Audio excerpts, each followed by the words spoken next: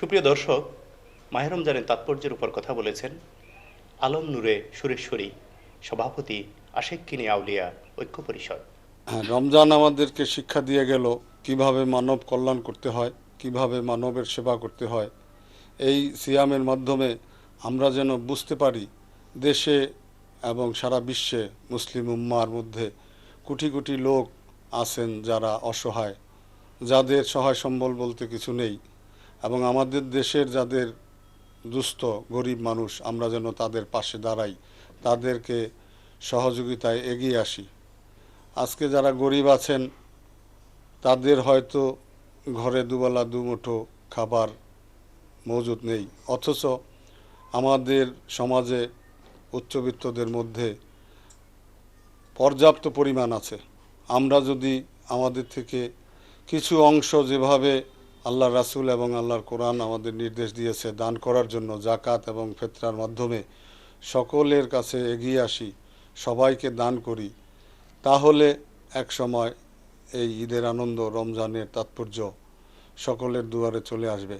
বিশেষ করে যারা দুস্থ, এতিম এবং প্রতিবন্ধী আমাদের দেশে আছে, তাদের পাশে সকল বিত্তবান লোকদের দাঁড়ানো দরকার, আমাদের এগিয়ে আসা দরকার।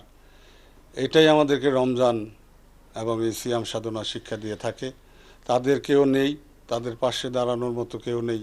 আজকে আমরা যদি সকলেই আমাদের যার যার অবস্থান থেকে এগিয়ে আসি, তাদের পিছনে দাঁড়াই, তাদেরকে সহযোগিতা করি, আমি আশা করি তাহলে সবাই একই কাতারে দাঁড়িয়ে একই সাথে আনন্দের সাথে ঈদ উদযাপন করতে পারবো এবং করি।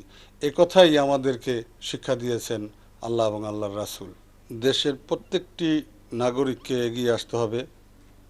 দেশপ্রেম ঈমানের একটি অঙ্গ। দেশপ্রেম প্রত্যেক নাগরিকের প্রধান আদর্শ হওয়া বলে আমি মনে করি। কারণ দেশপ্রেম যদি না থাকে তাহলে কোনো জাতি এবং কোনো দেশ এগিয়ে আসতে পারে না। এক্ষেত্রে আমি বলবো যে আমাদের মহানবী হজরত মুহাম্মদ সাল্লাল্লাহু আলাইহি ওয়াসাল্লাম মদিনা সনদ নামে ৪৭টি শর্ত নিয়ে একটি সনদ বা একটি আইন প্রতিষ্ঠা করেছিলেন।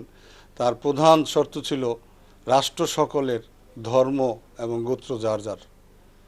আমরা যদি লক্ষ্য করি তাহলে আমাদের বুঝতে হবে এখানে আমাদের জন্য বড় ধরনের শিক্ষা তিনি রেখে গেছেন।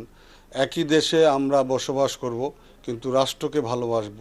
আমাদের মধ্যে দেশপ্রেম থাকতে হবে, আর সেই দেশপ্রেমের জন্য রাষ্ট্রীয় সম্পদ, রাষ্ট্রীয় স্থাপনা সমস্ত কিছুকেই আমাদের নিজস্ব বলে মনে করতে হবে। নাগরিকদের দ্বারা, আমাদের দ্বারা যেন সেগুলি কখনো ক্ষতিসম্পন্ন না হয়। যদি আমরা সেভাবে এগিয়ে আসি, যদি প্রত্যেকটি নাগরিক দেশকে আপন মনে করতে পারি, তাহলেই দেশপ্রেম আমাদের মধ্যে প্রকাশ পাবে এবং দেশকে এগিয়ে নেওয়া সম্ভব হবে। যুগ যুগ ধরে মহান আউলিয়ায়ে কেরামগণ এই উপমহাদেশে ইসলাম প্রচার করে গেছেন, ইসলাম প্রচার করতে এসেছেন। এমনকি তারা, আমরা তাদের জীবনীতে দেখতে পাই যে অনেকেই শহীদ হয়েছেন। এটাও তাদের একটা দেশপ্রেমের অঙ্গ হিসাবে আমরা মনে করি বা ধরতে পারি, শিখতে পারি তাদের এই চরিত্র থেকে, যে তাদের মধ্যে, মহান অলিদের মধ্যেও দেশপ্রেমের কোনো কমতি ছিল না। অতএব আমাদের প্রত্যেকটি নাগরিককে দেশপ্রেমের দিকে এগিয়ে আসা দরকার। আমাদের মনে, আমাদের অন্তরে দেশপ্রেম সৃষ্টি করার প্রয়োজনীয়তা আছে বলে আমি মনে করি।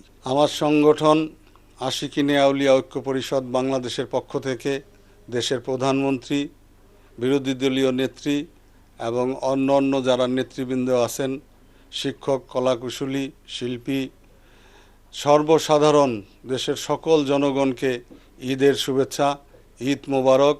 আসুন আমরা স্বদেশপ্রেম আমাদের মধ্যে প্রতিষ্ঠা করি। আমরা দেশকে ভালোবাসি, দেশের মানুষকে ভালোবাসি, জাতিকে এগিয়ে নেওয়ার জন্য সবাই একই মঞ্চে, এক স্থান থেকে এগিয়ে আসি। ধন্যবাদ।